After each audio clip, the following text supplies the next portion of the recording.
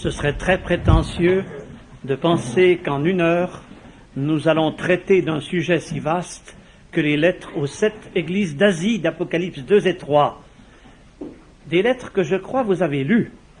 Je m'adresse à un auditoire qui était censé lire Apocalypse 2 et 3 pour ce soir. Nous n'aurons pas la possibilité de les relire.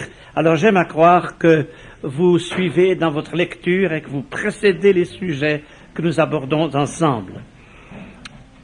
Ces 7 églises étaient des communautés locales assez proches d'Éphèse, toutes dans un rayon d'une centaine de kilomètres au maximum, des communautés qui avaient peut-être vu le jour à l'époque où l'apôtre Paul se trouvait à Éphèse, dans les années 53-54, et il nous est dit qu'il prêcha de telle façon à ce que sa parole fut entendue dans toute l'Asie, alors qu'il était à l'école d'un nommé Tyrannus.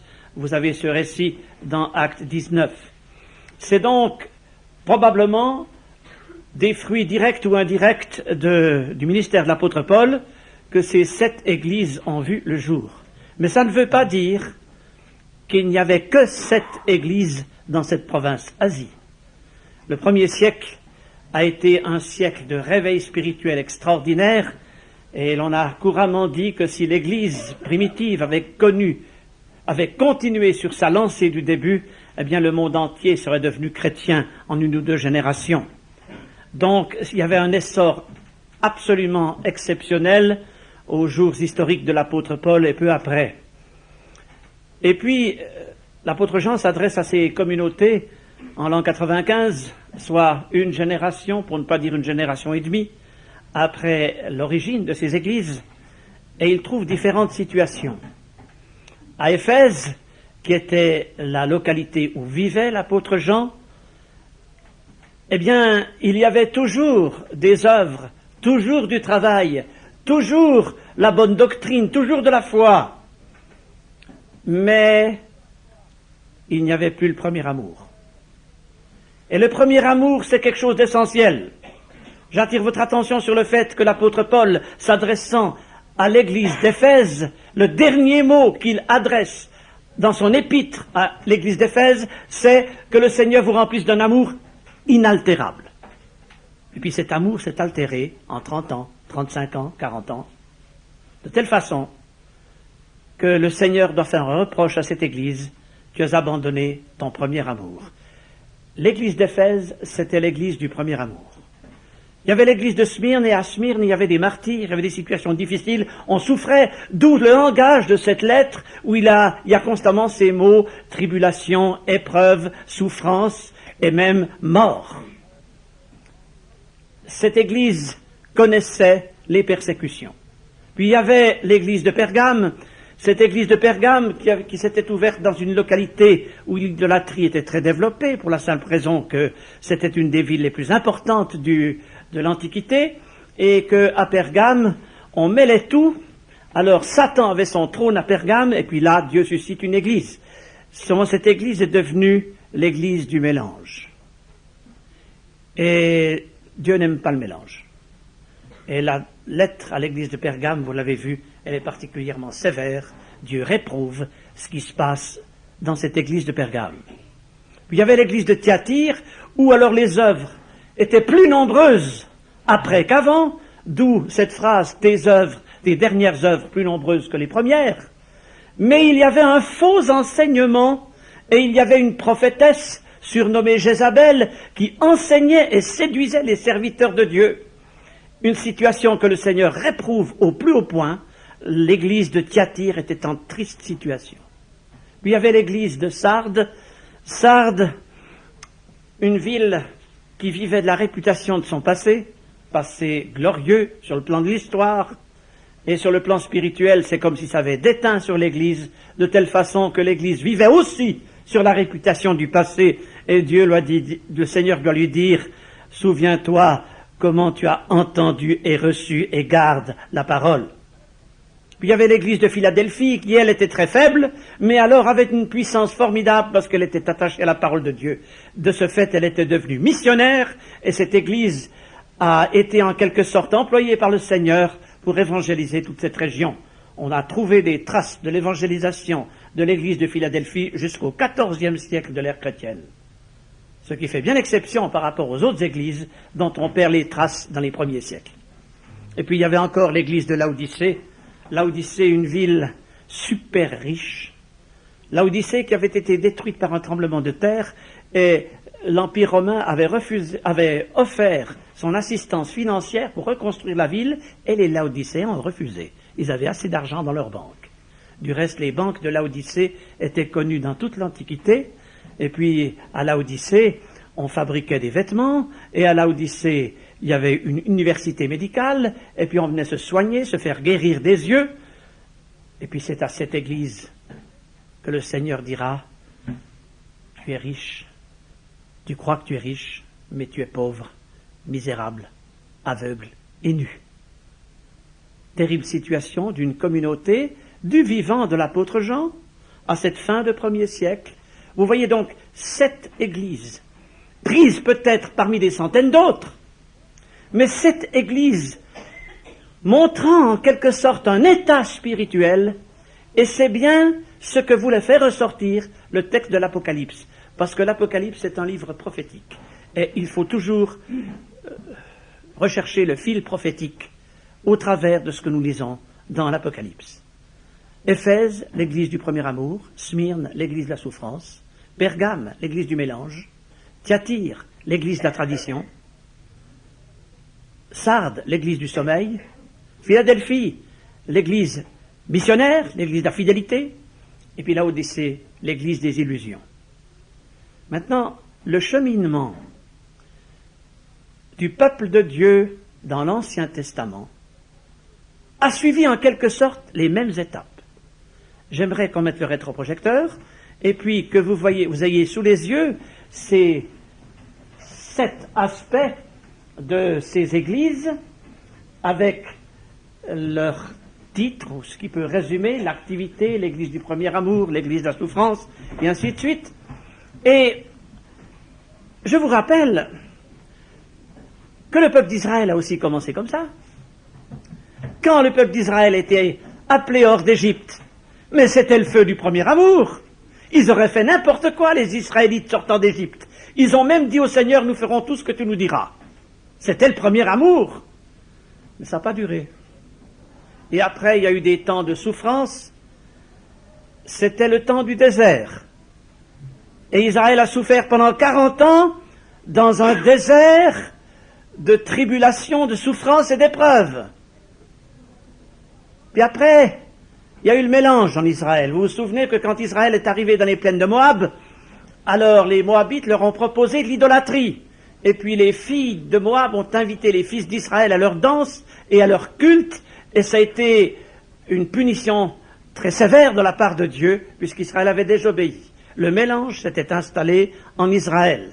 Il est frappant de voir que l'église de Pergame, la 3e église, l'église du mélange, nous rapporte précisément ce fait quand elle fait allusion à Balaam, le faux prophète, le devin, qui avait enseigné les femmes de Moab à inviter les fils d'Israël à leur danse et à leurs festivités. Et c'est bien ce que la lettre à Pergame rappelle. Donc, il y a un parallèle extrêmement clair entre l'histoire du peuple de Dieu dans l'Ancienne Alliance, Israël, et l'histoire de l'Église, comme nous allons le voir. Et puis ensuite, il y a une 4e étape. Et cette 4e étape pour Israël, elle a été terrible, parce que quand Israël est rentré dans le pays de la promesse, eh bien, il a vite abandonné Dieu, et il s'est tourné vers l'idolâtrie. Et l'idolâtrie d'Israël a eu son paroxysme sous le règne d'Akab et de Jézabel. Et c'est précisément Jézabel qui est mentionnée dans la 4e lettre, la lettre à Thyatire, pour nous rappeler en quelque sorte que l'infidélité d'Israël autrefois se retrouvait dans l'Église du 1er siècle. Et puis ensuite, il y a eu pour Israël un temps de déclin, de sommeil spirituel, d'apostasie qui a abouti aux captivités, parce qu'on avait oublié Dieu, oublié sa parole, on ne s'est pas rappelé de ce qu'on avait entendu, et c'est aussi le parallèle. S'il y avait l'église du sommeil au 1er siècle, il y avait aussi la période de déclin de paresse spirituelle et de sommeil spirituel pour Israël. Et puis, sous Esdras et Néhémie, il y a eu un réveil, il y a eu le retour des captivités et surtout un retour à la parole. Un peuple faible, ils n'étaient pas nombreux, mais ils sont revenus à Dieu, exactement comme ce que nous montre l'Église de Philadelphie, une faiblesse et un retour à la parole. Et puis après, qu'est-ce qu'il y a eu pendant les derniers siècles précédant l'ère chrétienne? Eh bien, Israël s'est comme figé sur ses traditions, sur ses illusions. Israël a fondé des ordres religieux que Dieu ne voulait pas. Et quand le Seigneur est venu sur terre, il a été accueilli par qui? Par les docteurs de la loi, par les pharisiens, par les scribes. Ces hommes qui ont crucifié le Seigneur et qui l'ont rejeté. L'illusion d'une vie religieuse où Dieu n'est pas. C'était là l'expérience d'Israël avant la venue du Seigneur. Mes amis, donc, si le cheminement d'Israël suit ce programme, nous pouvons comprendre, et c'est là le sujet de ce soir, que le cheminement du peuple de Dieu de la Nouvelle Alliance, de l'Église du Seigneur, allait également suivre ces mêmes étapes. Et c'est pourquoi en prenant ces lettres qui correspondaient à des situations locales et historiques du 1er siècle, nous devons aussi comprendre que si Dieu a voulu que ces lettres soient insérées dans l'Apocalypse, c'est parce qu'elles stigmatisent des situations qui allaient se produire au travers de l'histoire, au travers de 2000 ans. J'emploie ce terme entre guillemets, ce chiffre entre guillemets, je n'ai pas dit que le temps de la grâce allait s'achever le 31 décembre 1999. Mais enfin, les 20 siècles de l'Église, de l'histoire de l'Église sont résumés par les 7 étapes représentées sur le plan prophétique par les 7 lettres aux églises d'Asie. Et j'aimerais que nous voyions cet aspect maintenant pour que nous comprenions que Jean, qui est appelé par Dieu à communiquer ce message, et qui est maintenant déjà transporté en esprit au jour du Seigneur, se retourne et regarde l'histoire derrière lui, 20 siècles d'histoire, pour reconnaître en Éphèse, en Smyrne, en Pergame, en Thyatire, en Sardes, en Philadelphie, en Laodicée, pour reconnaître les 7 étapes du christianisme historique. Pas comme les historiens les racontent, mais comme Dieu les voit, ce qui est infiniment plus important pour nous. Et je pense que maintenant, nous allons revenir à l'application de l'église d'Éphèse, l'église du premier amour. Dans les 7 églises, c'est la seule, au fond, qui a joué un rôle dans le Nouveau Testament, un rôle important, l'église d'Éphèse, avec l'épître aux Éphésiens. Eh bien, ce que nous constatons, c'est que l'église primitive, incarnée en quelque sorte par l'église locale d'Éphèse, cette église primitive était animée du premier amour. Et par le fruit de la parole des apôtres, ce premier amour brûlait dans le cœur de tous les croyants. Et puis, ce n'a pas duré. Et le message du Seigneur à toute l'Église, pas seulement aux chrétiens d'Éphèse, mais à tous, à la fin du 1er siècle, c'était « J'ai quelque chose contre toi, tu as abandonné ton premier amour ». Il ne faut pas penser cependant que le Seigneur n'adresse jamais ce reproche à d'autres époques, et en particulier à la nôtre. Et c'est ce qui est tellement merveilleux dans les lettres aux 7 églises, c'est qu'à la fois elles résument une situation historique, et à la fois c'est un message personnel pour chacune de nos vies. L'église primitive avait commencé dans le premier amour au bout d'une génération. Il y avait le travail, il y avait les œuvres, il y avait la foi, il y avait la persévérance, il n'y avait plus le premier amour, et c'était l'essentiel. Et le Seigneur a été sévère envers les chrétiens d'Éphèse. Il leur a dit qu'il fallait qu'ils se repentent. Sinon, le Seigneur ôterait le chandelier de sa place. En un mot, ôterait le témoignage chrétien de sa place. Et si vous allez vous promener comme touriste en Turquie, c'est ce qui frappe, en tout cas nos mentalités de chrétiens, c'est de voir que si le christianisme a été florissant au 1er siècle dans ce pays, aujourd'hui, il n'en reste pratiquement rien. On disait, quand j'ai eu le privilège de faire un voyage là-bas, il y a une 20aine d'années, on disait qu'il y avait 50 convertis nés de nouveau parmi tous ces 35 millions d'habitants de Turquie. Il y en a peut-être plus aujourd'hui, fort heureusement, mais c'est un pays où le christianisme est tout à fait embryonnaire et où il y a très très peu de choses. Eh bien, pour revenir à notre sujet, Éphèse, Église du premier amour, mais aussi un appel pour nous. Nous appartenons à différentes communautés, différentes associations d'églises. Qu'en est-il de nos communautés respectives? Est-ce que le Seigneur ne pourrait pas aussi nous dire, nous faire ce reproche, j'ai quelque chose contre toi, tu as abandonné ton premier amour. Et mes amis, quand on voit dans le tiers-monde ou ailleurs des gens qui se convertissent et qui sont brûlants du premier amour, on se dit attention, nous qui avons tant de privilèges, que le Seigneur ne nous laisse pas de côté pour aller se tourner vers les moins privilégiés que nous. Dieu veut agir avec des chrétiens dont le cœur brûle. Est-ce que nos cœurs brûlent encore? Est-ce qu'ils brûlent comme le jour où nous sommes convertis? Ou bien est-ce que nous sommes laissés aller, que nous sommes devenus tièdes ou froids? Vous savez, comment on peut prendre une bronchopneumonie dans un bain chaud?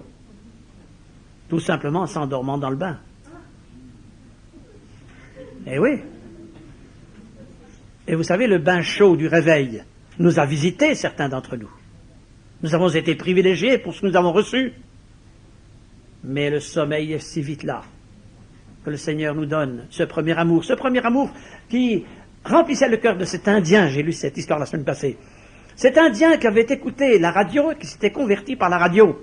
Et puis, il avait un tel désir de connaître le Seigneur, il y avait un tel amour qui brûlait dans son cœur, qu'il a prié, Seigneur, fais-moi rencontrer aujourd'hui un chrétien qui puisse m'expliquer comment te suivre.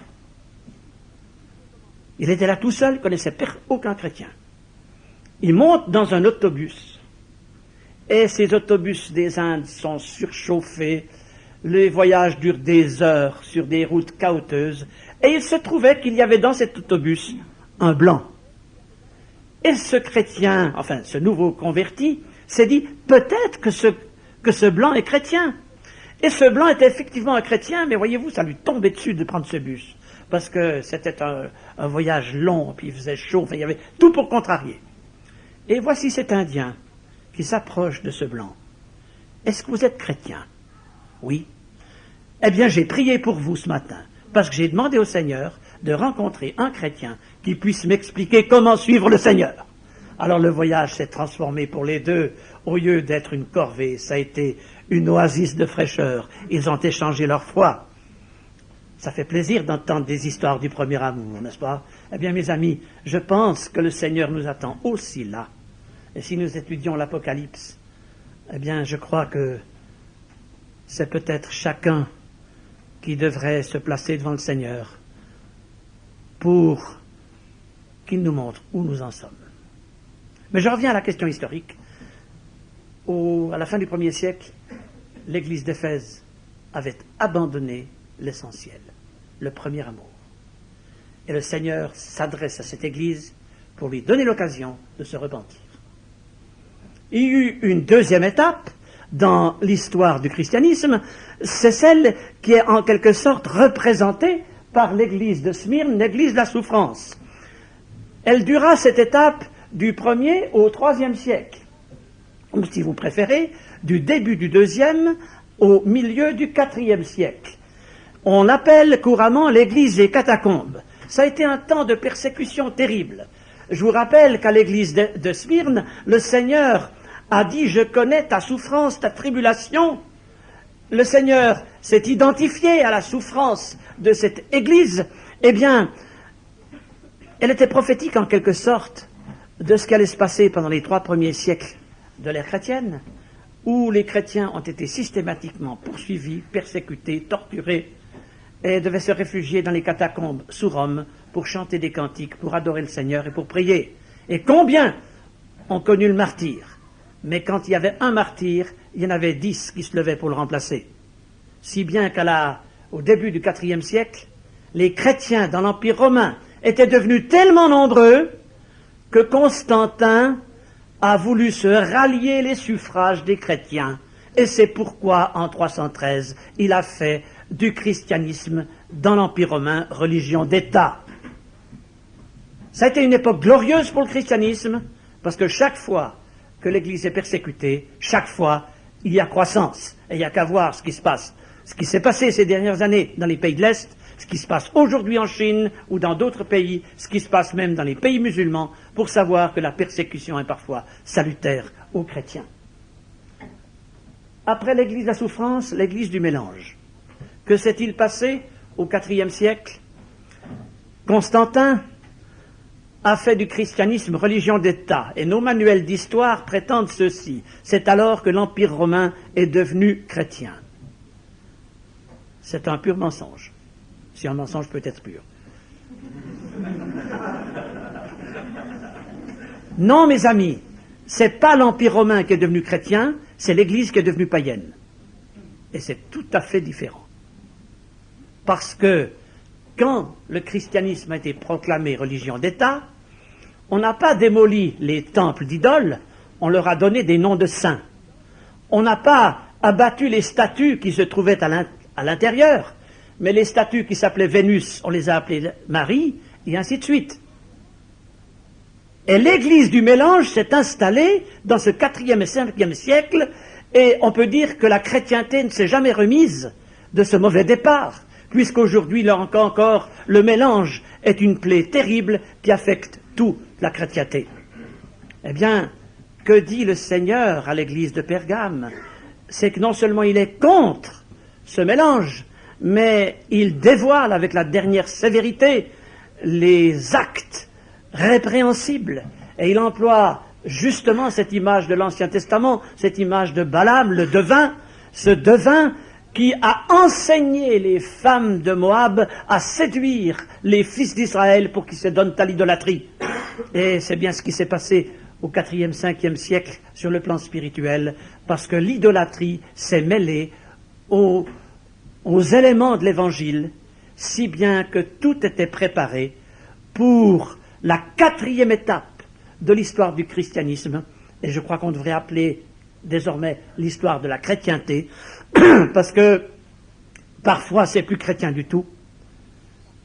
Cette histoire de la chrétienté qui débouche sur une 4e étape, c'est ce que incarne le message à l'église de Thyatire, l'église de la tradition. Vous savez que la tradition romaine a commencé de voir le jour au IVe siècle, et puis s'est renforcée au Moyen Âge, et puis que c'est une situation qui dure encore aujourd'hui, parce que même si l'Église romaine présente aujourd'hui un nouveau visage, elle n'a pas renié en rien les doctrines du Concile de Trente et ce qui est hautement répréhensible aux yeux du Seigneur. Maintenant, je tiens à dire que cette lettre à l'Église de Thyatire donne comme deux aspects de la question.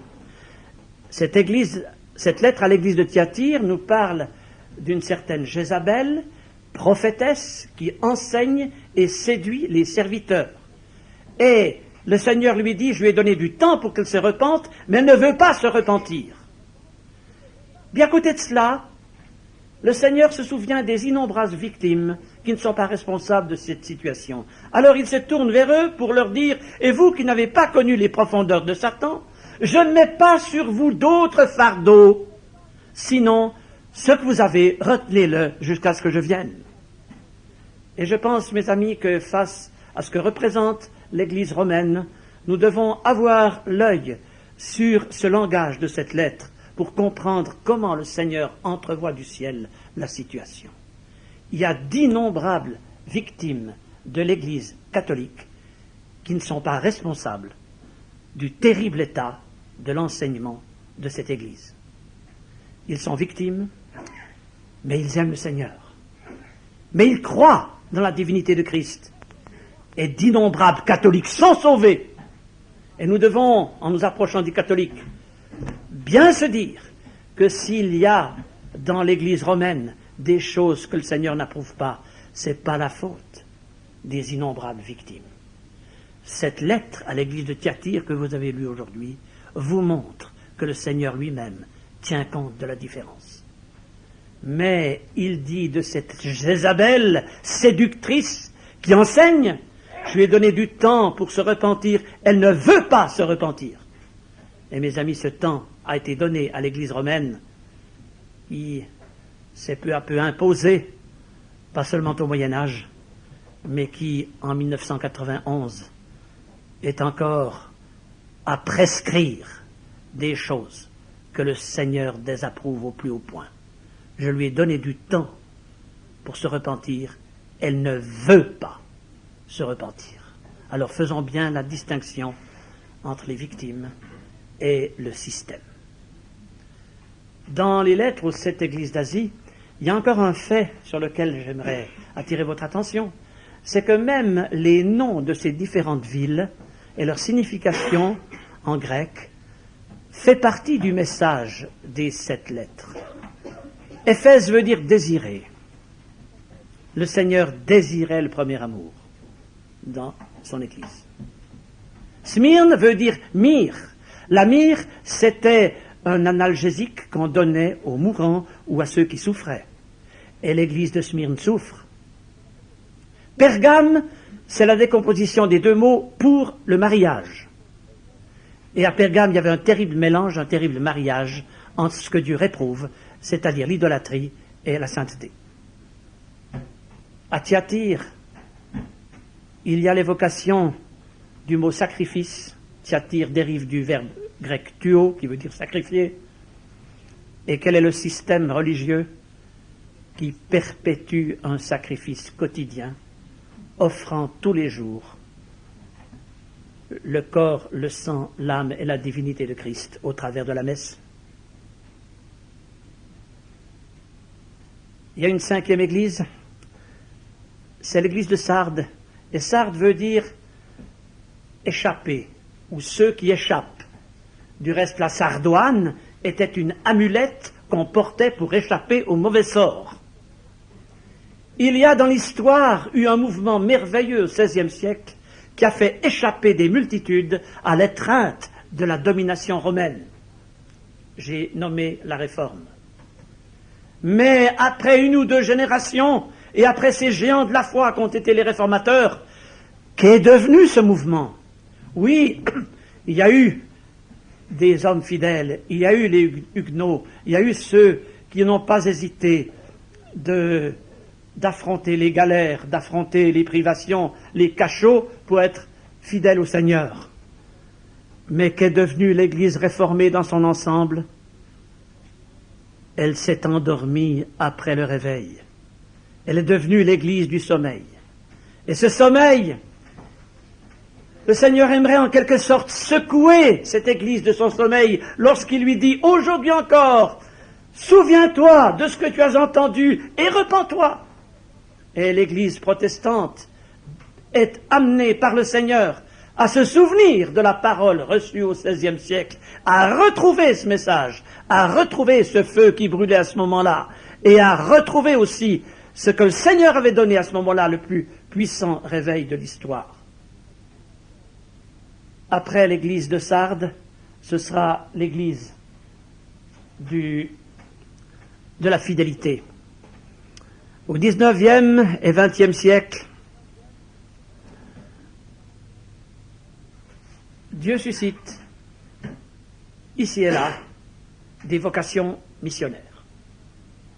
Ce sont ceux qui se détachent de la basse pour être fidèles à l'Écriture sainte, fidèles à la parole de Dieu. Ce sont ceux qui désirent conquérir le monde pour l'Évangile.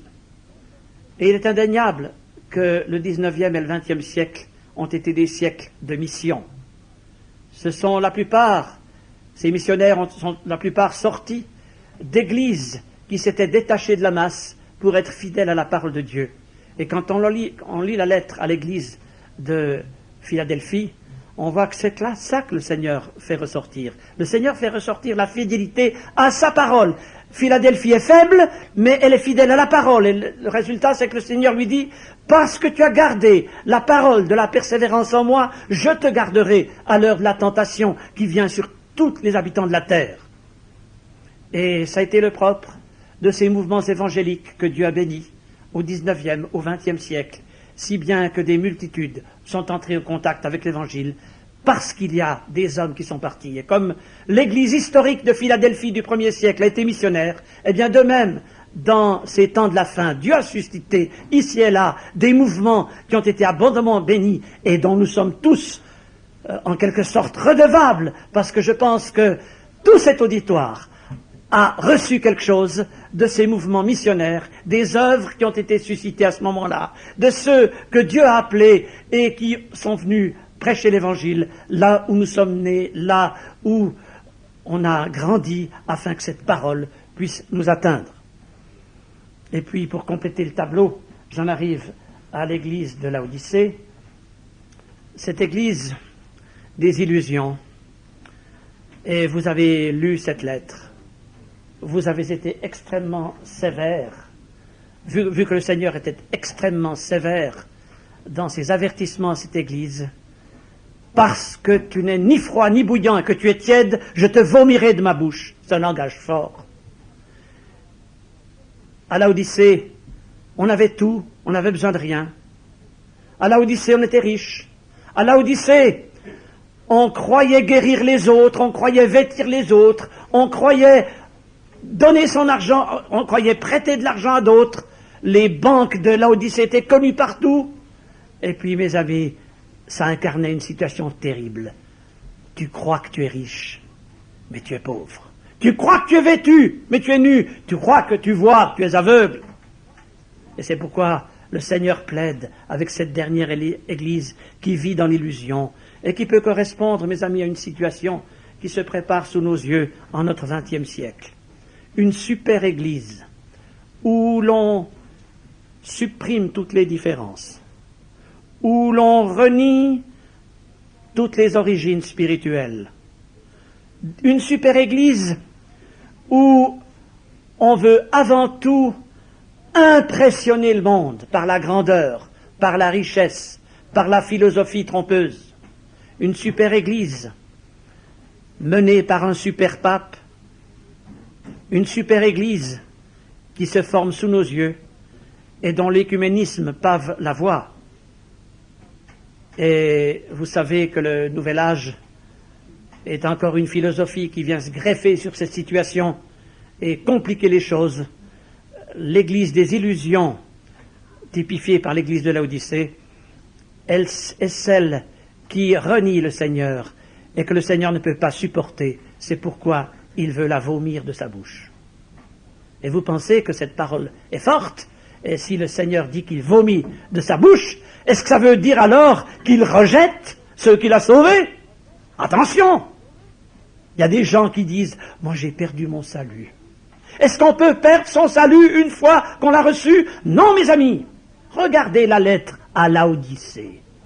Cette église de Laodicée, à qui le Seigneur dit « Je te vomis de ma bouche », ça veut dire qu'il vomit le système, la collectivité. Et en même temps, dans cette église, le Seigneur dit, verset 20, « Voici, je me tiens à la porte et je frappe. Si quelqu'un entend ma voix et ouvre sa porte, j'entrerai chez lui, je souperai avec lui et lui avec moi. » Il y a donc toujours espoir pour l'individu, même dans un système qui est rejeté. Et je pense que c'est là encore une des lumières que l'Apocalypse apporte sur notre situation actuelle. Oui, mes amis, il y a des systèmes que le Seigneur rejette. Mais il y a espoir toujours et toujours, même dans les situations les plus inextricables, pour les individus. Et c'est pourquoi nous avons un glorieux message à apporter aux individus. Et même si certains sont victimes des systèmes religieux à la mode, eh bien je pense que nous avons une responsabilité, c'est de toujours penser que le Seigneur, dans n'importe quelle situation, sauve des âmes. Tant qu'il est sur le trône de la grâce, tant la grâce dure et tant c'est possible aux âmes d'être sauvées.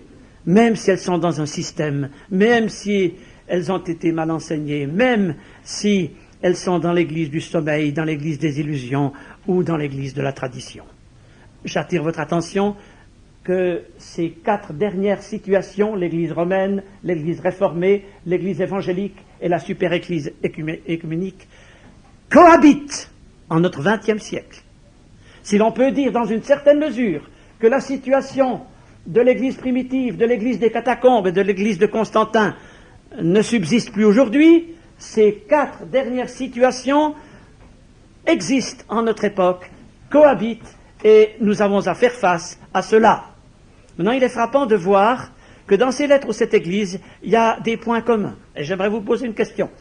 Quelle est, il y a plusieurs phrases, mais quelle est la phrase principale qui se retrouve dans chacune de ces lettres? Je vois qu'il y a plusieurs réponses, parce que plusieurs réponses sont justes. Alors, repens-toi, oui, c'est une chose. Que celui qui a des oreilles entende ce que l'Esprit dit aux églises. Et c'est très important de voir que cette phrase, elle est adressée aux 7 églises. Donc, dans chacune de ces situations, le message de l'Esprit voudrait trouver des oreilles ouvertes, des auditeurs attentifs.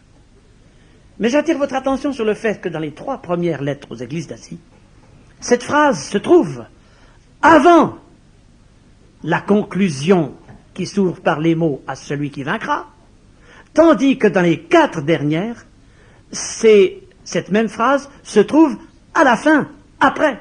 Et ce n'est pas un hasard ou le caprice d'un copiste, c'est voulu. Pourquoi? Parce que, mes amis, dans notre situation du XXe siècle, l'Esprit dit des choses aux églises. Et l'Esprit voudrait trouver des oreilles attentives à son langage. Mais où trouve-t-il ces oreilles attentives? Sinon, uniquement auprès de ceux qui font partie de la catégorie des vainqueurs. Dans les 3 premières étapes, l'Église dans son ensemble écoutait encore le langage de l'Esprit. Et c'est pourquoi la phrase que celui qui a des oreilles entende ce que l'Esprit dit aux églises s'adressait à toute la communauté, à tout l'ensemble, à tout le système si vous préférez. Et puis dès la 4e étape, seuls les vainqueurs qui vont contre le courant, seuls ceux qui se désolidarisent de cette situation de compromis, seuls ceux-là ont encore une oreille capable de percevoir le langage du Saint-Esprit. Et il y a là quelque chose d'extrêmement solennel, en autant où cohabitent ces 4 systèmes, si je puis dire ainsi, eh bien, ce n'est que les vainqueurs, que ceux à qui le Seigneur s'adresse dans ces mots, celui qui vaincra, ce n'est que ceux-là qui entendent encore le message du Saint-Esprit. Alors, mes amis,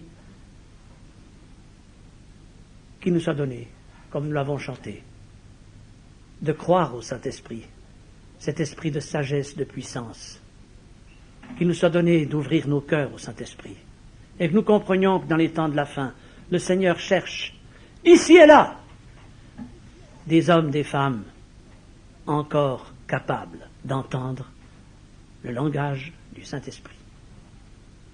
Je crois que je vous ai oublié, j'ai oublié de dire que si Éphèse signifie désirer, Smyrne signifie myrrhe, Pergame pour le mariage, Thyatire, dérivé du verbe sacrifier, Sardes, ceux qui échappent, Philadelphie veut dire amour fraternel. Et vous savez, il y a beaucoup de chrétiens qui aujourd'hui pensent « Ah, moi je suis Philadelphie ». Évidemment, c'est la lettre la plus positive, c'est là où il y a le plus de compliments, c'est là où il y a le plus d'approbation du Seigneur, alors tout le monde s'estime être cette église-là. Et c'est vrai que le niveau demandé aux chrétiens de Philadelphie est particulièrement élevé. Ce sont des gens qui craignent la sainteté de Dieu. C'est pourquoi le Seigneur s'adresse à l'église de Philadelphie. Je suis le saint, le véritable. Ce sont des gens qui craignent la parole de Dieu, qui sont fidèles à la parole de Dieu, qui la gardent à tout prix, qui ont une saine doctrine.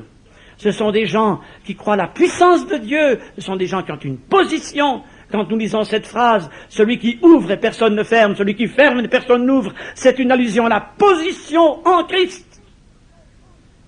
Aujourd'hui, tous ces chrétiens qui pensent qu'ils sont Philadelphie, savez-vous ce qu'ils font ensemble? Ils se battent. Ils se font concurrence. Ils cherchent à écraser les autres pour s'élever davantage. J'ai lu il y a 15 jours. Le témoignage d'un serviteur de Dieu qui disait ceci. Alors on peut éteindre le rétroprojecteur. Ce serviteur de Dieu disait ceci. Au lieu de conquérir les âmes, ces chrétiens cherchent à s'élever en écrasant leurs frères dans la foi.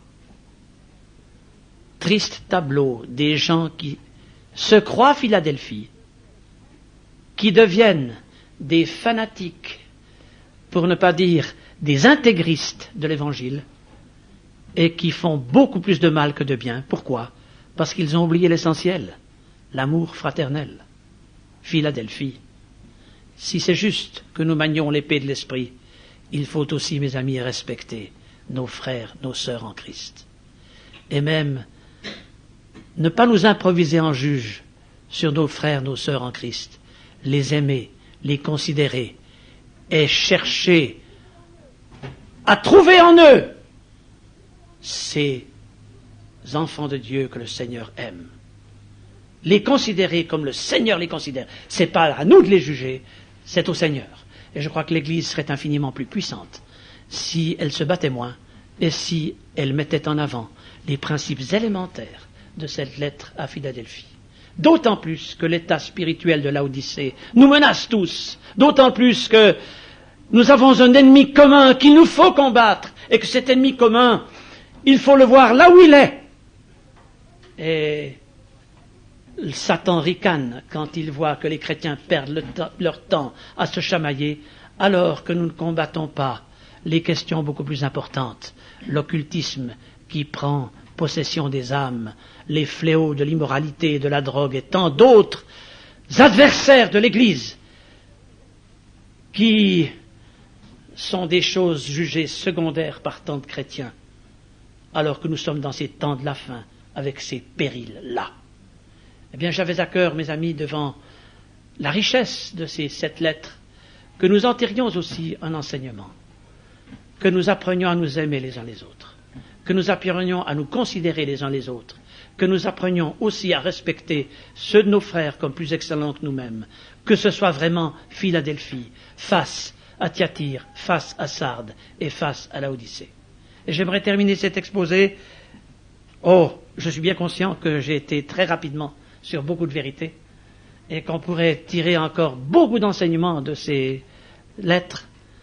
J'aimerais encore m'arrêter un instant sur la pensée des 7 promesses à celui qui vaincra, qui se trouvent dans chacune de ces lettres. Et si vous prenez la peine de comparer ces différentes promesses qui sont faites aux vainqueurs de ces 7 églises, vous voyez un trait commun. C'est que les promesses qui sont faites à ces vainqueurs ne concernent pas, sauf une exception, leur vie de tous les jours, mais concernent l'avenir et l'éternité. Regardez l'église d'Éphèse. À celui qui vaincra, je donnerai l'arbre de la vie. L'arbre de la vie, le moyen de rester toujours jeune, l'élixir de jouvence qui ne sera valable et effectif que dans l'éternité. C'est pourquoi l'arbre de la vie, il est mentionné dans Genèse 2, puis après il est mentionné dans Apocalypse 21. Ou 22, pardon. C'est-à-dire dans l'éternité. Alors c'est donc une promesse qui concerne l'éternité. Vainqueur aujourd'hui, et puis dans l'éternité, voilà la récompense. Si vous prenez la lettre à Smyrne, celui qui vaincra, il est simplement dit, il ne connaîtra pas la seconde mort. Qu'est-ce que la seconde mort? Eh bien la seconde mort, nous dit l'Apocalypse, c'est les temps de feu et de soufre, destinés aux damnés. Donc c'est une promesse pour les vainqueurs de Smyrne qui, eux, n'auront pas cette condamnation qui frappera les impies, mais seront définitivement sauvés. C'est donc une promesse qui entrevoit l'éternité. Si vous prenez la promesse aux vainqueurs de Pergame, eh bien il est dit que le Seigneur donnera aux vainqueurs un caillou blanc, et que ce caillou blanc doit être considéré pour ce qu'il était à l'époque. On donnait un caillou blanc à tous les prisonniers qui étaient libérés, à tous ceux qui affrontaient les jugements et qui étaient acquittés, et puis on donnait encore un caillou blanc dans les festins pour tous ceux qui devaient trouver leur place lors d'une festivité quelconque. Ce que nous avons aujourd'hui dans nos festins de mariage avec une petite carte avec le nom, eh bien, à ce moment-là, c'était un caillou blanc. Et tout cela nous parle de l'éternité aussi, parce que, mes amis, là aussi, tous ceux qui auront été acquittés de leurs fautes du passé, eh bien, ils auront leur place au festin avec l'agneau qui durera éternellement, ce festin glorieux où vous êtes tous conviés.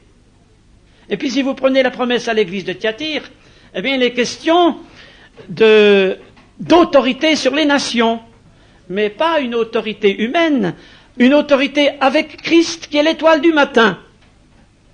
Et c'est frappant de voir que c'est à l'église romaine, qui a toujours voulu l'autorité sur les nations, que fait cette promesse: au vainqueur je donnerai autorité sur les nations et je lui donnerai l'étoile du matin, qui est le titre de Christ. Autrement dit, pas d'autorité sur les nations en dehors de Jésus-Christ, le roi des nations. Toujours une promesse pour l'avenir, pour le millénium ou pour l'éternité. Et puis si vous prenez la promesse à l'église de Sardes, celui vainqueur, pour le vainqueur, eh bien, il est assuré de marcher en vêtements blancs et d'avoir son nom inscrit dans le livre de vie où jamais son nom sera effacé. Aussi, une promesse concernant l'éternité. Je ne m'attarde pas sur cette question maintenant. S'il fallait en parler en privé, on peut toujours les réaborder. Mais c'est seulement pour faire ressortir que toute cette perspective concerne l'avenir et l'éternité. Et puis, la même chose pour Philadelphie. Philadelphie, qui a été une colonne appui de la vérité ici-bas, elle sera une colonne dans le temple de mon Dieu. Et j'écrirai sur elle le nom de la nouvelle Jérusalem et le nom de mon Dieu et mon nom nouveau. Toute une perspective éternelle. Et puis Laodicée, même Laodicée, il y a des vainqueurs quand même à Laodicée, et ces vainqueurs, ils s'asseyeront sur le trône de Dieu. Quelle récompense! Mais voyez que toutes ces promesses aux vainqueurs, c'est une perspective qui va dans l'avenir, et même très souvent dans l'éternité.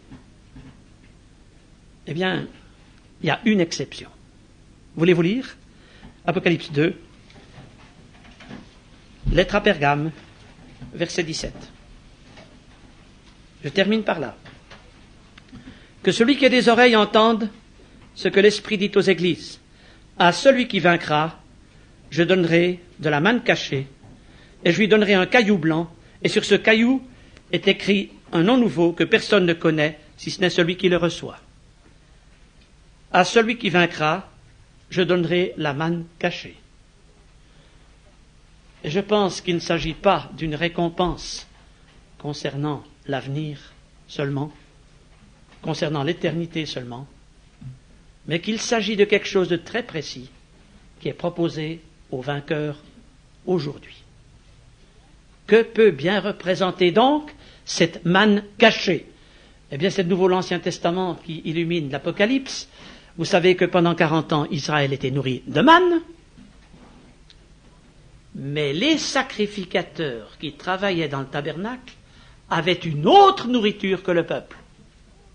Il y avait à l'intérieur du tabernacle 12 pains réservés aux sacrificateurs. C'est eux qui devaient manger cela. Personne du peuple ne voyait ces pains. Mais les sacrificateurs, ils avaient leur manne cachée. Ils avaient leur pain spécial. Et parce qu'ils étaient nourris différemment, ils avaient en quelque sorte un secours de Dieu que les gens du peuple n'avaient pas. Et dans cette lettre à Pergame, j'ai déjà fait allusion, il est question de cette terrible orgie d'idolâtrie dans les plaines de Moab, où les filles de Moab ont invité les fils d'Israël à leur danse et à leur festivité idolâtre. Et tandis que la fête battait son plein, il y avait un certain sacrificateur, nommé Phiné, le petit-fils d'Aaron, qui était dans le sanctuaire, qui avait mangé ces pains de proposition, ces pains de la présence, qui étaient là, qui avait goûté à sa manne cachée. Et quand il est sorti du tabernacle, qu'est-ce qu'il a vu? Une terrible orgie. Alors il a fait ce qu'il devait faire. 2 coupables ont été frappés. Et Dieu a arrêté la plaie qui était en train de punir le peuple. Et Dieu a dit, qu'il faisait alliance avec Phinées parce qu'il avait été animé d'un zèle pour l'Éternel. Et beaucoup plus tard, le psalmiste reprend ce thème pour dire que Dieu avait fait alliance avec Phinées de génération en génération parce qu'il avait été animé du zèle pour l'Éternel. Eh bien, je crois qu'il y a, c'est pas du tout un hasard que dans cette lettre à Pergame, où il est question justement de ce mélange d'idolâtrie dans les plaines de Moab, il soit question de manne cachée. Mes amis, le Seigneur Jésus disait à ses disciples, « J'ai à manger une nourriture que vous ne connaissez pas. » Et cette nourriture, c'était pour lui de faire la volonté de son Père. Les disciples étaient allés en ville pour acheter de la nourriture, c'est Jean chapitre 4. Et puis le Seigneur leur répond, « Mais moi j'ai une nourriture que vous ne connaissez pas. » Je tire une application. Nous vivons une époque où nous avons, comme chrétiens, à nous nourrir d'aliments que le monde ne connaît pas. Nous avons une table qui nous est réservée, les pains de la présence, la manne cachée des yeux du monde. Le monde ne comprend pas que nous puissions trouver notre contentement dans l'Écriture sainte. Le monde ne comprend pas que c'est ça qui nous fait vivre. Et quand nous parlons de la Bible aux gens du monde, peut-être qu'ils se moquent de nous. Mais mes amis, la manne cachée, elle nous est nécessaire si nous voulons faire face à la situation présente de notre monde. Et que de chrétiens ne consacrent pas le temps nécessaire à la manne cachée. Vous êtes venus à Eisenflug, vous avez bien fait. Mais mes amis, prenez ici la décision. Quelles que soient vos activités professionnelles, quelle que soit votre situation pleine, de réserver dorénavant le temps nécessaire à la manne cachée. Nous ne serons pas des vainqueurs dans les situations terribles que le monde connaît si nous ne prenons pas le temps, la peine de lire l'Écriture sainte. Cette Écriture sainte qu'il faut lire le matin de préférence, quand l'esprit est frais. Et voyez-vous, si vous avez de la peine à vous lever le matin, couchez-vous plus vite le soir. Ça vous aidera à ce que la manne cachée puisse vous pénétrer. Nous ne pourrons pas vaincre, nous ne pourrons pas aller contre les courants qui se manifestent dans notre monde si nous n'avons pas cette nourriture qui nous est indispensable. Alors moi je vous donne aussi ce conseil, commencez bien, tout de suite demain matin, donnez le temps au culte personnel. Et puis, que cette manne cachée nous fortifie.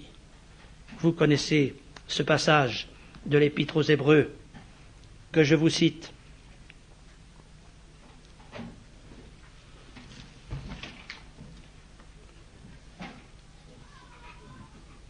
Vous en êtes venus à avoir besoin de lait et non de nourriture solide.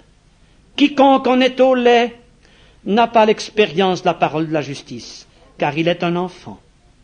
Or, la nourriture solide est pour les hommes faits, pour ceux dont le jugement est exercé à l'usage, à discerner ce qui est bien de ce qui est mal. Pourquoi est-ce qu'il y a si peu de chrétiens qui discernent? Pourquoi est-ce qu'il y a si peu de chrétiens qui comprennent les situations dans lesquelles le monde se trouve? Parce qu'on oublie la nourriture solide. On se contente du petit lait. Oui, on a jouit du salut, c'était magnifique, c'est magnifique, on aime le Seigneur, et ça ne va pas plus loin. Mais non, mes amis, la manne cachée nous est réservée, elle nous attend. Elle attend l'Église du Seigneur. Et s'il nous a donné ce privilège d'avoir des cours sur cette montagne pour étudier cette parole, nous sommes responsables. C'est Calvin qui écrivait ceci. Le croyant mal nourri des Saintes Écritures est un infirme hébété de cœur et de raison. Je ne connais qu'une nourriture pour rendre le peuple fort, c'est de lui donner une solide connaissance de la parole de Dieu. Il y a eu des géants de la foi dans le passé. Ils nous laissent un héritage. Vous avez envie d'être un croyant hébété et privé de raison? Non, nous voulons être pour Dieu un peuple fort. Et pour cela, il n'y a qu'un secret, mes amis, la manne cachée. Je crois que c'est tellement important que je vous dis, oubliez tout ce que j'ai dit ce soir, mais retenez cela. Et que le Seigneur fasse de nous des sacrificateurs, des finés qui au moment opportun font juste ce que Dieu veut. J'ai lu une histoire, très récemment, comme quoi ceux qui se nourrissent de la parole de Dieu sont prêts aussi parfois pour les opportunités que le Seigneur met devant eux. Et j'aimerais que ça vous encourage, parce que sans doute qu'il y aura des opportunités devant vous pour le servir. Ça s'est passé en Australie. Un Macédonien émigré en Australie, un chrétien. Un jour, il lit le livre des Actes et il retombe, il la connaissait déjà d'avant cette parole, il retombe sur cette parole, passe en Macédoine et secours-nous. Et comme ce chrétien s'appelait aussi Paul, il s'est senti concerné. Alors il dit, qu'est-ce que je pourrais bien faire moi pour mes compatriotes de Macédoine qui sont en Europe, moi qui vis en Australie? Et soudain, il a pensé à la radio. HCJB, Amérique du Sud, Quito, Équateur, venait d'ouvrir un studio en Australie. Et ce Macédonien d'Australie, de prendre contact avec les gens d'HCJB en Australie et d'enregistrer des messages dans sa langue, des messages d'évangélisation que HCJB, Amérique du Sud, s'est empressé de prendre pour diffuser vers l'Europe depuis Quito. Et puis ces messages sont ainsi arrivés. Il y a, je crois, 18 millions de Macédoniens répartis sur la Grèce, la Bulgarie, l'Albanie, la Yougoslavie. Alors, bon, on a diffusé ces messages là-bas, mais il n'y a pas eu beaucoup de lettres de réponse. Et les gens d'Amérique du Sud, d'HCJB, se sont dit, peut-être qu'il faudrait mettre ça à une autre heure. Mais, un autre Macédonien vivant en Australie passait des vacances, tenez-vous bien, au Canada. Et au Canada, il a accompli la performance technique d'entendre, de capter les émissions d'HCJB Amérique du Sud, dirigées vers l'Europe. Il a réussi à les entendre au Canada. Il était en vacances dans son mobile home. Qu'est-ce qu'il a fait? Il les a enregistrés. Puis après ses vacances, il est retourné en Australie. Il ne connaissait pas le premier Macédonien dont je vous ai parlé. Mais lui, il est allé à Melbourne, puisqu'il y avait une station de radio locale, sauf erreur, mais spécialisée dans la diffusion d'émissions en langues étrangères. Et il est allé leur proposer ces cassettes enregistrées de messages évangéliques en macédonien. Et miracle, la station profane a accepté de les diffuser. Le résultat, 1300 Bibles en macédonien demandées en Australie. Et c'est pas fini.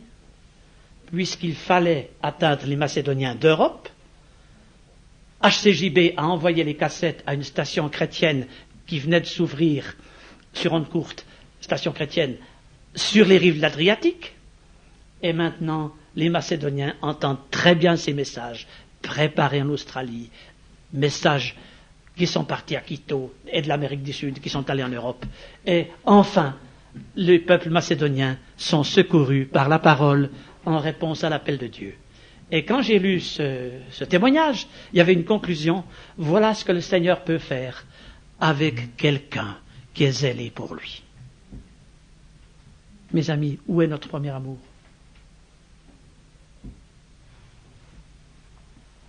Si nous nourrissons de la manne cachée, le Seigneur fera de grandes choses avec cet auditoire.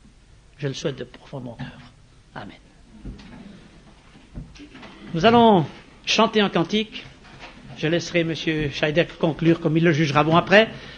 Mais en conclusion pratique de ce que je viens de dire quant à la manne cachée, nous avons un cantique où il est question de manne cachée.